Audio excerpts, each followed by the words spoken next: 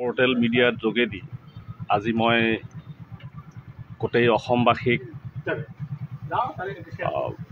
মাঘ বিহুৰ শুভেচ্ছা জ্ঞাপন কৰিছোঁ। লগতে আজি আমাৰ জিলাখনৰ পোৰ্টেল মিডিয়া চেনেলৰ সাংবাদিকসকলে এটা মেল পাতিছিল। এই মেলত মোক ইনভাইট কৰিছিল, ইয়াত উপস্থিত হৈ মই আনন্দিত হৈছোঁ। লগতে ইজাজুল হক আৰু নুৰ আলম, ইজাজুল হকক সভাপতি আৰু নুৰ আলমক সম্পাদক হিচাপে লৈ পোৰ্টেল মিডিয়া চেনেলৰ এটা সংস্থা আজি গঠন কৰা হ'ল।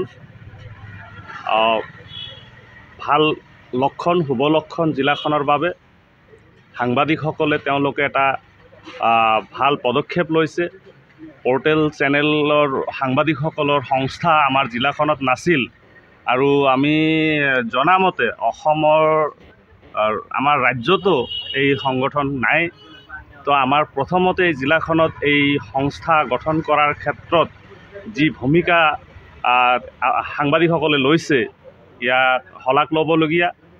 লগতে মই আশা কৰিছোঁ যে এই সাংবাদিকসকলে নতুন চাম, তেওঁলোকসকলে সমাজৰ সকলো ক্ষেত্ৰতে তেওঁলোকে প্ৰহৰীৰ দৰে সঁচা আৰু সঠিক যি ৰিফ্লেকশ্যন ঘটাব লাগে মিডিয়াৰ যোগেদি, সেইটো তেওঁলোকসকলে ঘটাব। আৰু তেওঁলোকৰ ওপৰত আস্থা বিশ্বাস আছে। তেওঁলোকৰ যোগেদি আমাৰ গণতন্ত্ৰৰ চতুৰ্থ স্তম্ভ আমাৰ জিলাখনত আৰু বেছিকৈ সতেজ হ'ব, এই আশা আৰু সকলোলৈ অভিনন্দন জনাই আপোনালোকৰ মিডিয়াৰ যোগেদি অভিনন্দন জনাইছোঁ। চিটি মহাবিদ্যালয়ত যিখন মিটিং হ'ল, এই মিটিংটো ৱেব পৰ্টেলৰ কমিটি গঠন। আজিৰ এই সভাত বিশিষ্ট সাংবাদিক আবু হানিফ শেখ, মনোৱাৰ হোসেন আহমেদ, আব্দুল্লাহ শেখ, মিজানুৰ ৰহমান আৰু অন্যান্য উপস্থিত থাকে। আৰু বিশিষ্ট সমাজসেৱক আৰু বিজেপি দলৰ যুৱ নেতা মনিৰুজ্জামান মণি ওৰফে মণি, আৰু আমাৰ এই চিটি মহাবিদ্যালয়ৰ অধ্যক্ষ আমিনুল ইছলাম মণ্ডল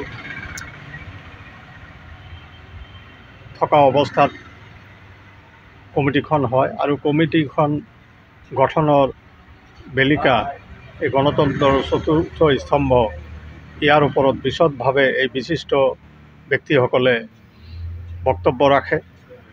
আৰু বক্তব্যৰ শেষত কমিটিখন সুন্দৰভাৱে গঠন হয়। আৰু কমিটিখন গঠন হয় প্ৰেচিডেণ্ট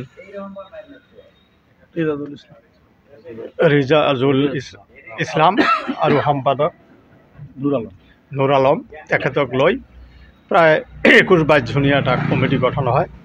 আমি ভাবোঁ যে নৱগঠিত কমিটিখনে আমাৰ এই সমাজখনত সাংবাদিকতাৰ দিশটোক শক্তিশালী কৰিব আৰু নিকা ভাৱমূৰ্তিৰে আমাৰ সমাজখন গঠন কৰিব, আমাৰ জিলাখনৰ যাতে গৌৰৱ কঢ়িয়াই আনিব পাৰে, এইখিনি আমি আশা ৰাখিছোঁ।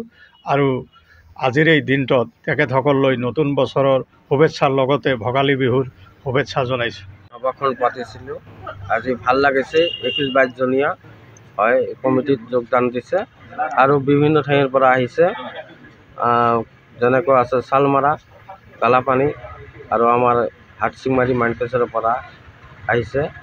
আৰু মই প্ৰেচিডেণ্ট হৈ আজি ভাল লাগিছে, সকলোৱে মোক ছাপোৰ্ট কৰিছে।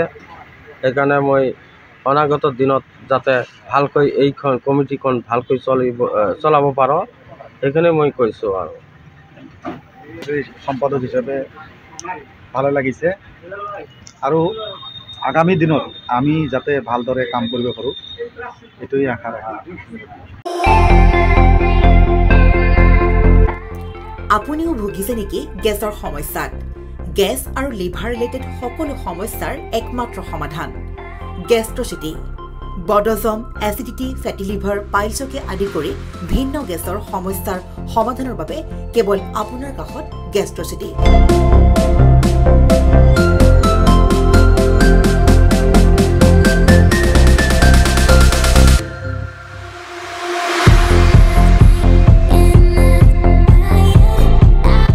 ভিজিট কৰক গেষ্ট্ৰচিটি গুৱাহাটী হাতীগাঁও চাৰিআলি যোগাযোগ নম্বৰ 7577999909